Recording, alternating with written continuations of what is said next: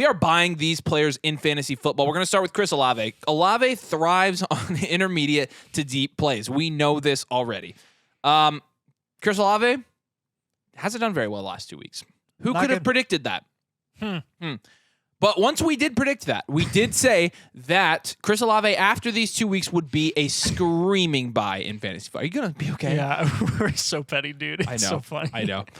And he is a screaming buy. Derek Carr's shoulder injury and Derek Carr trying to play through that has really hurt Olave in the last few weeks. Not to mention, there was somebody on Twitter last week. I don't know. I'll send you the tweet, Sam. Put the tweet in here. And somebody's like, oh, he's testing something out. You should be pivoting. And he played and looked fine. But Derek Carr was the one that looked bad. So you have a couple factors working in your favor if you want to go buy Chris Olave this week. The worst was in week 4 when Derek Carr threw it 37 times for exactly 53 air yards total. Holy crap. Holy mother. Every week from here on out should make Carr a little bit healthier. And it will make Olave the main beneficiary of targets and volume. And therefore, fantasy points. Olave was already a buy before the recent target slump. There are people that are just pretty much down on Chris Olave. His opportunity suggests that he should have more touchdown and points than he's already had so far this year. He is 30th in fantasy points per game. He's averaging 13.4 points per game. He is 15th. Again, that's 15 spot jump in expected fantasy points per game at 22.4. That means we expect more. That's right. We just came up with that number. No, what does this actually mean? It means that if things fall out, even in a normal outcome, that Chris Olave should be averaging 9 more points a game this year. There's been nothing normal about Derek Carr's performance the last couple of weeks, and it's because he's playing injured. I mean, yeah. Chris Godwin's going to be our next guy here, averaging 7+ targets per game. And I have a big question for you guys. 7+ targets per game. Well, why is he the wide receiver 40 in fantasy points per game right now? Anybody have an answer for me? Anybody? You? Answer me. Because he hasn't scored any touchdowns? Oh, my. It's because he hasn't scored any touchdowns. Oh. Touchdowns are incredibly volatile.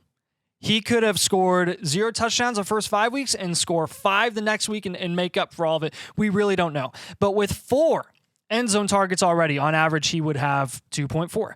Godwin will settle in as a wide receiver 2 when his luck normalizes. This is oddly reminiscent of Deontay Johnson last season, if we're being honest, but Godwin is a better wide receiver, I would say, in a better situation, and Mike Evans is injured, banged up at least.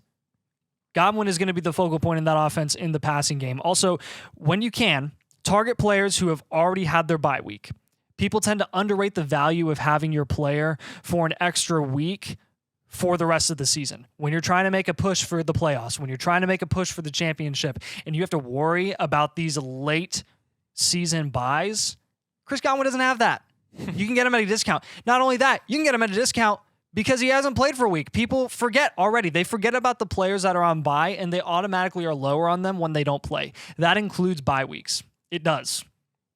Go send out some offers. See what you can get for him. I guarantee you it'll be pretty cheap. We referenced the made-up sign that we put in our studio that says "Buy Chris Godwin," and I'm not even kidding you, Nathan. I'm making a sign, and we're going to hang it up. Okay. We're going to frame it, and Sweet. It's going to be on the wall, so we can just point to it when we have any buy video for Dynasty or Redraft. Every year, the dude's a buy. All right, we're going to put somebody in this list that you probably didn't see coming. Rhamondre Stevenson. Rhamondre Stevenson has been bad, to say the least. The Patriots are also in complete disarray. I mean, the team, it just pains my heart as a Colts fan to see the Patriots suck so bad. Super. Mac Jones has been benched 2 weeks in a row, which I love. Bill Belichick pulled Mac Jones, was like, yeah, we can't afford to lose you. I'm like, I think they could afford to lose Mac Jones, actually. And they have 3 points combined over the last 2 weeks. That's 3. So again, yeah, Bill Belichick said the Patriots need to start all over. And somebody was like, what does that look like? And he's like, I mean, starting over. That's legit what he said. So he is so funny, I know. dude. People want out of situations like that. They don't want to think about it anymore. This 2022 version of Stevenson, it isn't gone forever, though. When you're looking at him in 2022, 210 attempts for 1,040 yards. He had 5 touchdowns. He had 88 targets. He had 69 receptions. Nice. And he had 421 yards. I just realized how good that stat line is, dude. That was 1 yard away. So nice. We were not the That was biggest. just like the Broncos game last year. Oh my gosh, we were not the biggest fans of Rhamondre Stevenson in the preseason because of the price, because he was being drafted before the Zeke signing. Actually, he was going at the turn of the second and the third, and then the Zeke signing pushed him back around. But again, we were looking at him at the turn and being like, really? We're really buying Rhamondre Stevenson here? So that's why we weren't the biggest fans. And as it turns out, we were right. No. But we want to buy him right now for the exact same reason we were out on him preseason. The price. The price has gotten a lot better. The price, in fact, is so low that Rhamondre Stevenson is pretty much to the point that your league mates are probably considering dropping him. Yeah. And so if that's the case, you want to buy him. But again, with Rhamondre, we're only going to make this move. We're only going to buy low on Rhamondre Stevenson if you're buying low. And when I mean low, I mean low. Because again, you've seen the Patriots. They're bad. Rhamondre has been bad. If you can buy really, really low, which I think you can, buy Rhamondre. And as much as it may seem, Avery, do we really hate the player? I don't hate No. We hate the price. We always hate the price. And just like Avery said, it is always the price. That was always our issue with Rhamondre Stevenson. That is always our issue with any player in fantasy football. You guys should have seen this coming with the way that Belichick runs offenses and running backs. Even though Rhamondre does have that upside and that talent to get back to where he was last year, that doesn't mean he's going to finish like that. That just means that he has the game-to-game upside to get to that here and there, where he can be a very nice plug-and-play flex option that could eventually win you a league at the end of the season. There's only one player I ever really have truly hated. T. Higgins? No. I don't hate T. Higgins. I hate the price. Ndamukong Suh. Nope, not him either. Seriously? It's so easy. DJ Moore, Justin Fields. Tom Brady. Oh, duh. Are you okay? You're a moron. I was like, I didn't go hate to the any of next those one. guys. Jeez, Nathan. Trevor Lawrence is our next guy here. His efficiency very similar to last year.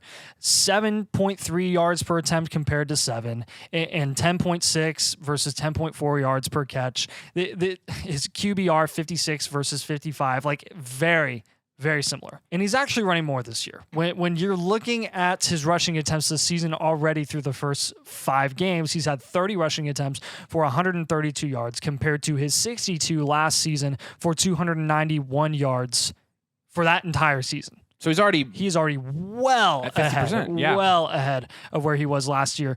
Though he averaged 17.9 fantasy points last season, this year it's at 15.1. So what's the decline? Where is the decline right now? It's in the touchdowns. It's always in the touchdowns. When in doubt, when you see the same amount of like efficiency going on for a player, but their production is significantly down, I guarantee you it's the touchdowns all the time. He scored 25 through the air and 5 on the ground last season. He's on pace for 17 through the air this year and 0 on the ground. So there's a reasonable prediction here. There's some logic that we have to go through with this. It's like, okay, so is Trevor Lawrence actually going to throw 17 touchdowns this year? Or is he going to throw more? And run for more. Run for more.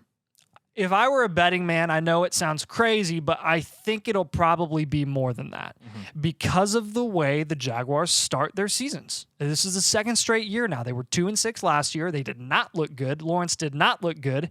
They're 3-2 right now, or so. It's not even bad. They just don't look that great as an offense. And ETN's kind of getting his own. But overall, I think you have to assume that one of the better quarterbacks in the NFL is going to be able to provide a lot more volume and score a lot more touchdowns through the air with Calvin Ridley and Christian Kirk and Evan Ingram and Zay Jones. Is that reasonable? I think it's reasonable. Cool. I think with Devonta Smith also, this is a guy you're looking to buy low right now. He had a pretty good start. But this is what we see in an Eagles offense. We see a player gets ignored for a few weeks and then suddenly makes a big jump. See Dallas Goedert.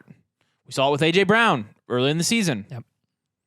This is Devonta's turn. This is his turn to struggle with targets. This is his turn to kind of get ignored. If you're only getting 5 targets, you're going to have some games like he did in Week 5. In Week 5, he got 1 reception for 6 yards. That's it. He had goodness. Like literally, he had 1 point. It's like super not good. It's bad. Yeah. Last year, Devonta Smith was the wide receiver 13 from a points per game perspective with 15 points per game. This year, Devonta Smith Wide receiver 31 in points per game with 12.8 points per game. Pause. Do we expect that to go up? Yes. We absolutely do. Because if we didn't, why would he be on this video? This has no reason to continue. It will be Devonta Smith's turn soon. Again, Jalen Hurts, he does rotate the guys he throws to. You see it. Where's A.J. Brown? And he's yelling at the coaches. And then where's Dallas Goedert? He's dead. And now it's where's Devonta Smith? He's averaging 3 less points. Look, just trust the talent, trust the system, trust that they're going to make a playoff push. Trust that actually they've been in a lot of shootout games so far this year because their defense has been not as good. Yeah, and they're still like 5-0, which is And hilarious. We're like, we have so many concerns with the Eagles, and they're 5-0. That is what's nuts to me. I keep looking at their record, and I'm like, what? They don't look like they're 5-0. Look, if you can get a first-round wide receiver talent on a 5-0 team that's going to be contending for a Super Bowl with an MVP candidate, and you can get him cheaper because he had a game with 1 catch for 6 yards, you're doing that. Devonta Smith, we're buying into. Yep. Jaylen Waddle has been pretty quiet this season so far. And we've had a lot of questions in the comments recently, a lot of trade scenarios in fantasy that include Jaylen Waddle, and they all include selling him at a major, major discount from what we know his ceiling is. Here's what we're going to recommend to you. Definitely don't sell Jaylen Waddle. At least hold him. We would recommend, honestly strongly recommend, that you buy Jaylen Waddle at this point. His volume hasn't been very great this year so far. 5 targets, 6 targets, 5 targets, 10 targets against the Giants. Granted, the Giants, questionable defense, not very good defense. They're bad. You said questionable, I said suck. Look, last season, Waddle was wide receiver 12 in points per game with 15.2. He's at wide receiver 40 this year with 11.8 points per game. Let's give Waddle the benefit of the doubt here in the first 5 weeks of the season, okay? Devon Achane is playing out of his mind, and he's scoring touchdowns left and right with like 8 carries in the whole game. Yep. What do you think's more sustainable? The ridiculously talented wide receiver who's been a part of the offense for years, or the super speedy rookie running back that no defense can even see because he's running so fast, but they haven't had time to even respond to or game plan for him because he's so new. I think you're going to kind of see the offense get a little bit back to what they were doing last season, even though McDaniel is such a good running back coach. He schemes the running backs very well in that offense. And Tyreek Hill and Waddle are a lot of the reason that Achane and Mostert can produce. But Waddle is just too talented and too good of an offense for this to continue. His turn is absolutely going to come. And if it's not coming now, it's got to be coming later. It's the law of averages, essentially. Yeah.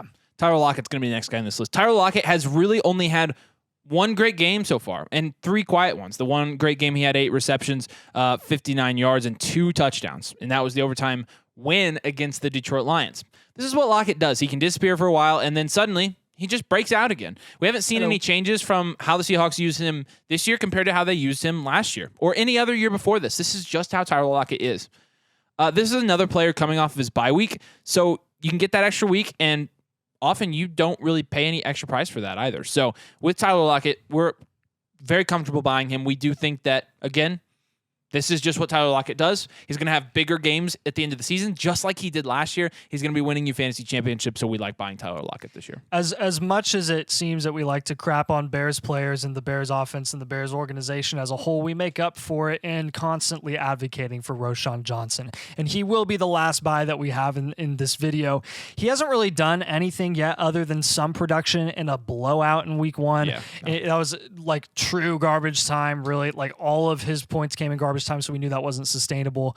He should be cheap. He may even be on waivers. And honestly, after this week, after suffering the concussion, a lot of people may become impatient, and we would expect his rostership in fantasy to go significantly down.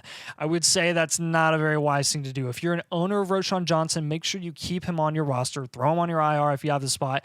It's worth the roster spot keeping him right now. His concussion should absolutely lower his price. If you have to trade for him, I wouldn't say go out and trade for him in fantasy right now unless he's like dirt cheap.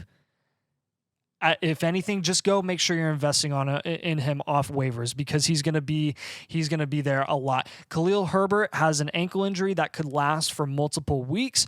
Roschon Johnson, the concussion, it's tough. He may not even be out for a game. They have 10 days. The Bears have 10 days to get ready for this next matchup that they have this Sunday since they played last Thursday.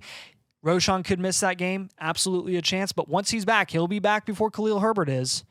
He's really going to have a chance and an opportunity to show out in what is already not a very good defense. And with Fields being able to pass the ball a little bit more, that could open up the run game for Roschon Johnson to produce.